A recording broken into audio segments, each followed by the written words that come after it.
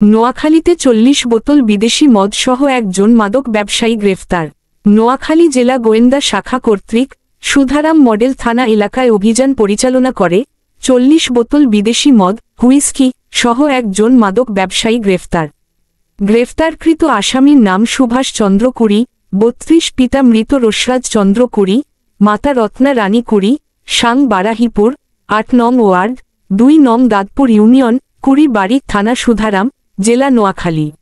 নোয়াখালী জেলা গোয়েন্দা শাখার সদস্যগণ 9 আগস্ট 2025 সন্ধ্যা 6:10 গোপন সূত্রে জানতে পারেন যে সুধারাম থানাধীন নোয়াখালী পৌরসভার 3 নং ওয়ার্ডের পূর্ব লক্ষ্মীনারায়ণপুর শাকিনস্থ নোয়াখালী সুপার মার্কেটের দক্ষিণ পার্শ্বে আয়োজন বেকারি এন্ড সুইটসের সামনে পাকা রাস্তার উপর মাদক বিক্রয়ের জন্য মাদক ব্যবসায়ী অবস্থান করিতেছে।